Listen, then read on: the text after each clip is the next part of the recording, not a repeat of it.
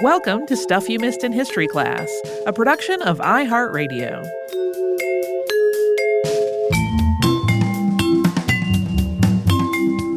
Hello and happy Friday. I'm Holly Fry. And I'm Tracy V. Wilson. Tracy, we talked about vacuum cleaners this week. We sure did. I ended up really enjoying researching this way more than I would have anticipated because I'll confess, I'm a pretty mediocre housekeeper. Yeah, same. I'm like a C minus, depending. But then every once in a while I get a bee in my bonnet and I go crazy and just clean like the Dickens, and then I forget about it again for a while.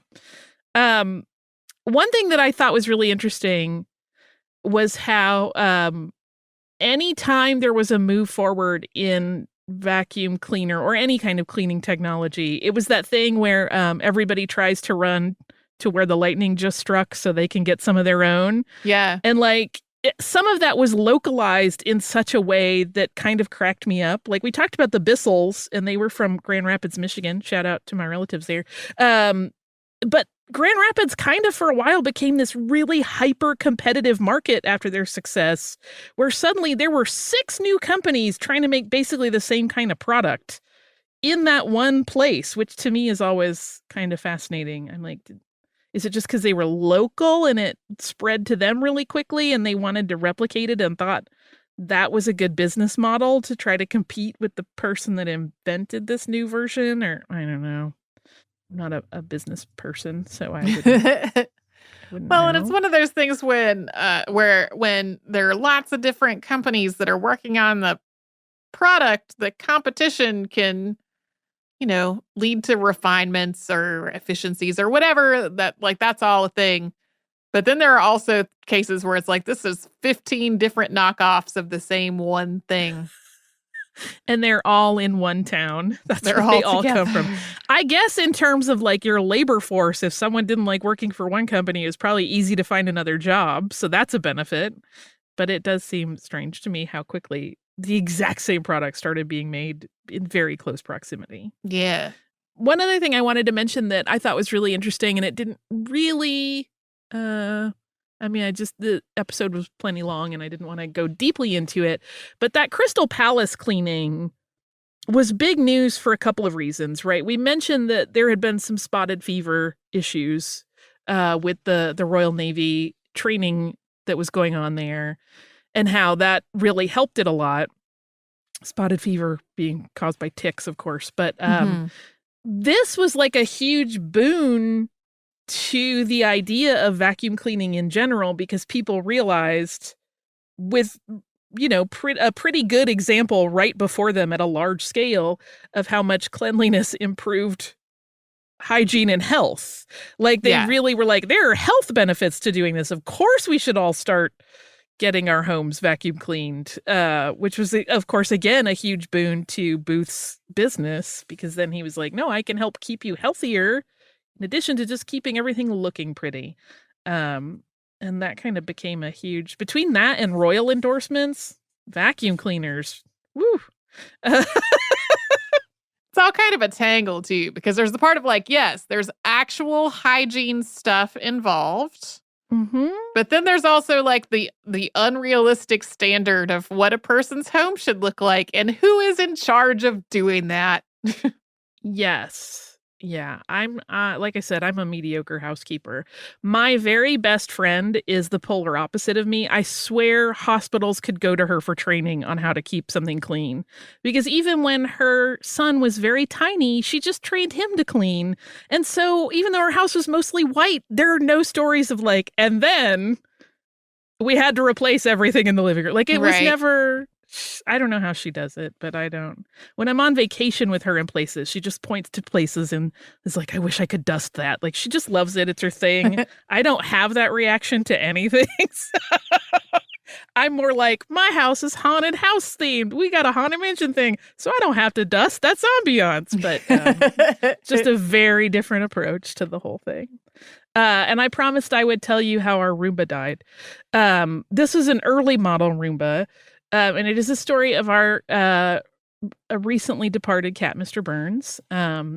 And it is such a fun story about him and is so exemplary of his general behavior that it is fun to share. So Mr. Burns was one of those cats who was freakishly smart and freakishly stupid at the same time. Like, he could figure out mechanical things, but in ways that were dangerous to him. Like, I've told people before about how he learned how to turn the burners on the stove, and like, that's not smart.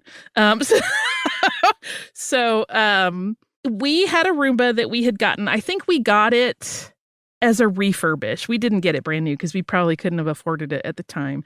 And, you know, when you used to start the old school Roombas, I haven't had a newer one. I have a different brand of little robotic cleaner now that we didn't use for a long time because of Mr. Burns. But when you first started it, it would make this little mini song of going do, do, do, do before the motor started up and it started moving. Mm-hmm. And we woke up in the night one night to hearing that sound come from another room. And it was like boop, boop, boop, boop. And the button for the Roomba was right on top. And what had happened was Mr. Burns had gotten on top of the Roomba, I don't know, to sit. I can't imagine he actually meant to turn it on. He wanted to go for a ride. As I sat up in bed, I literally watched what looks like a cat driving a vacuum down the hallway past our doorway. And I was like, what is going on here? And the problem was, I believe that to have been an accident initially, but it gave him a taste for mobility freedom because after that, he always wanted to turn the Roomba on and ride it around. And Mr. Burns, particularly as he aged, was a Zoftig cat. He was not skinny. He put on a lot of weight. And so he actually burned out the motor in the Roomba. Oh. So it could no longer move. It would still go in reverse. So I think he actually burned out the gears. It would still go in reverse, which would be fine, except it wouldn't do suction in reverse. So he just made himself a reverse car for a little while before we got rid of our beloved Roomba that was named Count Floyd, and then it was gone. Kidding. So if you have a cat, I know of other people whose cats have turned on their floor vacuums, their robotic vacuums. And just, you know, as long as they don't get quite so pudgy as Mr. Burns, you're probably fine. But he exceeded that vehicle's weight limits and destroyed it. Yeah,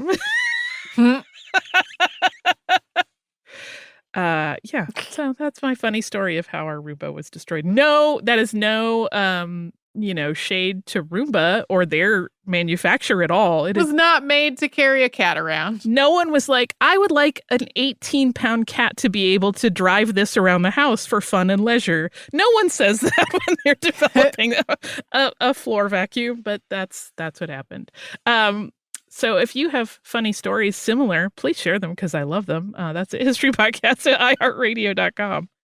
One of our episodes this week was on Arturo Alfonso Schomburg, who, as I've said in the episode, is someone I'm embarrassed that I only became curious about in this very recent moment, having just found a random mention of his name in another article. I find him fascinating. I'm enormously grateful for all of the work he did to put this collection together. He was not at all the only person who was collecting books, specifically books by and about Black people, but he made an enormous collection that continues to make an enormous contribution to the world.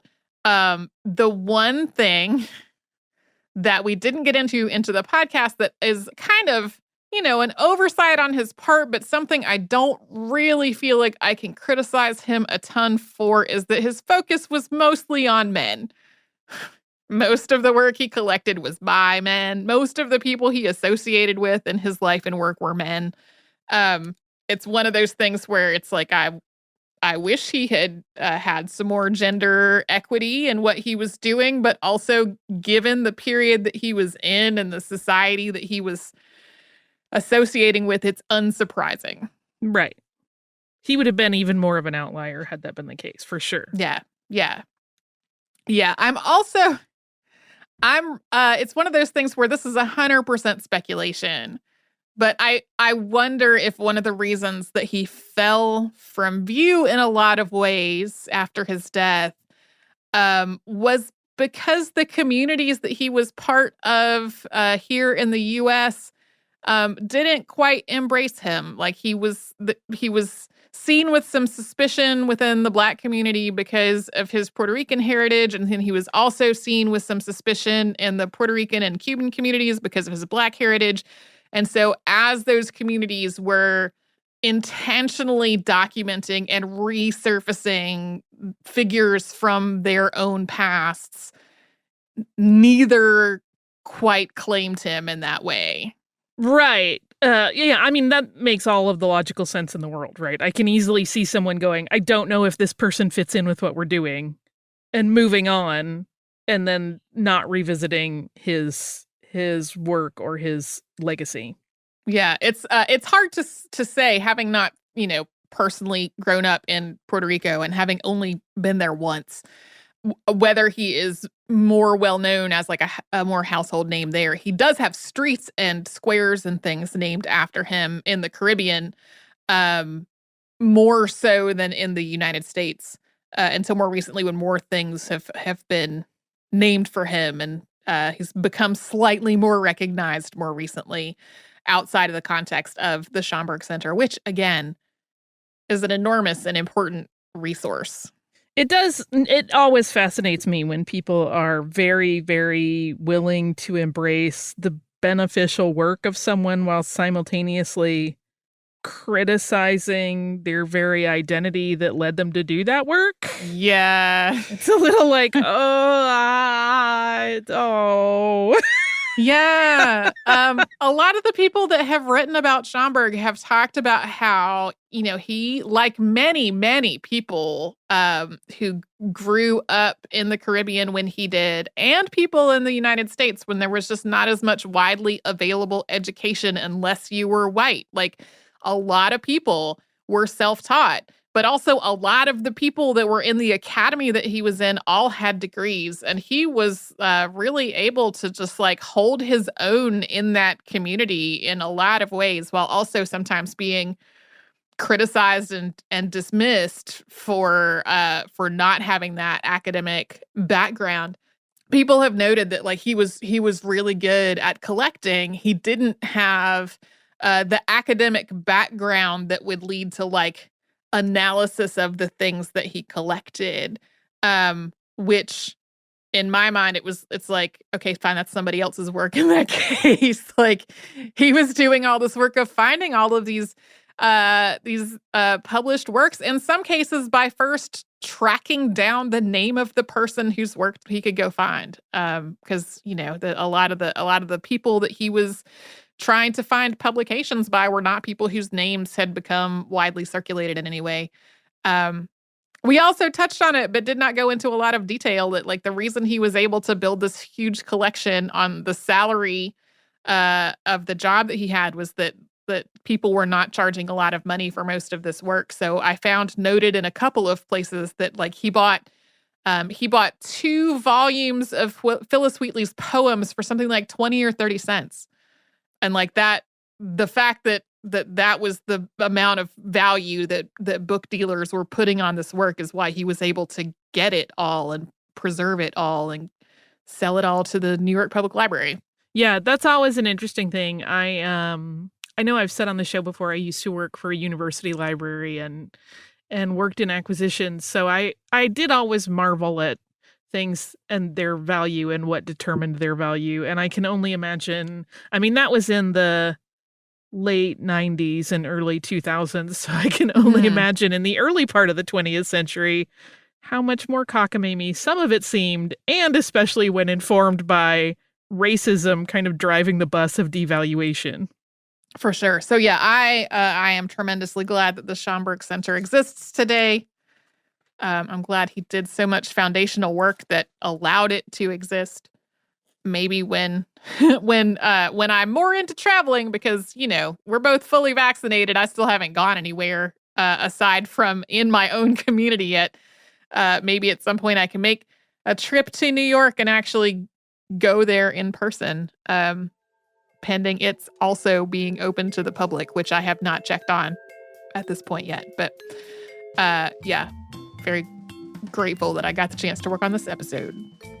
we hope if you are heading into your weekend that it is a marvelous time, and that if you have time off that you enjoy it completely and you find ways to recharge and just take time for yourself. If you have to work this weekend and it's not your weekend in that sense, we hope that whatever you have to do is as smooth as possible and that everyone is nice to you and that you come out of it unscathed. We will be here tomorrow with a classic and then next week with new episodes.